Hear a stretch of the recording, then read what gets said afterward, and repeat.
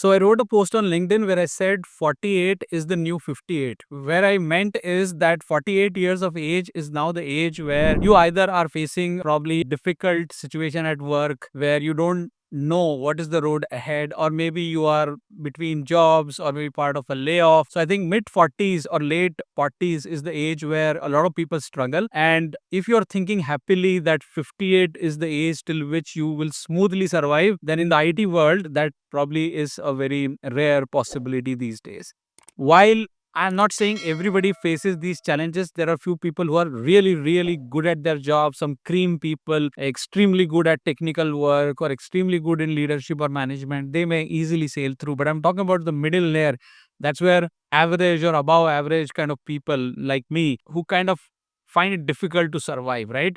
So here are certain set of questions I want to ask you, okay?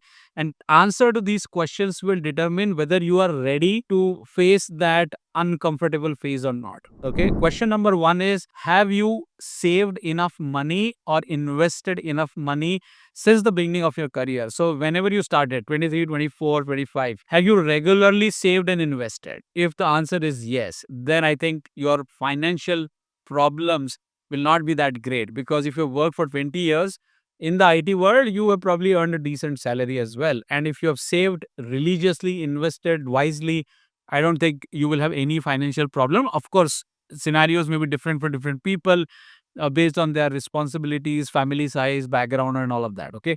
But that's the first thing. So if you have not done that, or if you are somewhere in your 20s or 30s, please save and invest wisely. That's the first takeaway. Takeaway number two is, most people who are able to survive and thrive are the people who are continuously learning new things. So I've seen people who have done wonderful job with respect to reskilling. They think about their career in phases. That okay, next 5 years what I want to do, or next 4 years what I want to do. They're not thinking about 20 years or 30 years. Okay. So these people always reskill themselves in the right way. For example, there's one friend of mine who comes from an Oracle background. Okay, Oracle SQL, PL SQL. That guy transition, actually he's coming from a forms and reports background. So from forms and reports he transitioned into PL SQL, then into Oracle apps, then slowly into BI. Okay, and now he is into data analytics. So you can see, right, over the years there's so seamless transition, and it requires continuous learning. So he has done that, and now he is happily employed as a data analyst. Okay, so that's one example. Now, why I wanted to share with all of you is because a lot of time we think, oh, I'm in my 40s, I can't learn, I don't have energy, and all of those things, right? It's all about your mindset. If you have a learning mindset, if you can find time late in the night, early in the morning, 1 hour for yourself, if even if it's not 1 hour, 30 minutes for yourself, you bring in that discipline and you learn. And think about your career in a phase of 4 to 5 years, reskill, upskill,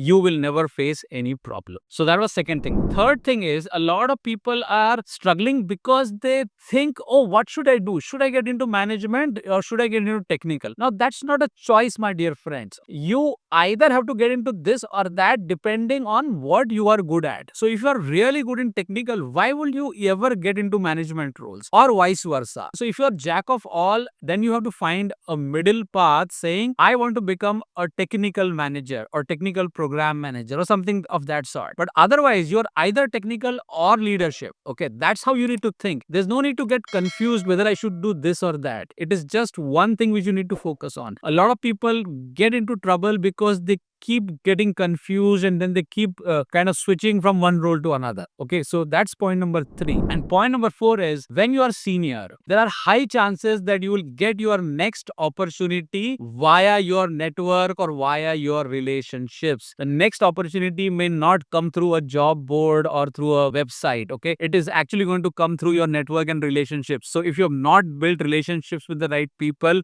if you don't know influential people, if you don't know senior people, if they don't know you and they don't know what great work you have done, then you have a problem. Okay, so asking for referrals and all of those things come in handy, because a lot of openings get closed internally because somebody knows somebody, they refer, and then they interview and they hire. So that's where in late 40s you need to be careful about networking and relationships, and you need to start to build the foundation way ahead of time. So that's point number four. And point number five is, don't wait to start a side hustle. Okay, do it in your spouse's name, do it in your parents' name, whatever, but start to build a side hustle. Don't think that you will start to do it only when you don't have any job in hand or only when you need it, because that is not how it works. You need to start a side hustle when you actually don't need it, so that when the time comes, you've already set the foundation. So these are some of my inputs for people in their 40s or people who are going to hit 40s. I hope you found this helpful. If you have additional thoughts, add them in comments. If you are new to the channel, please subscribe. If you like the video, hit the like button and share it in your WhatsApp groups. I'll see you in another video soon. Take care and bye for now.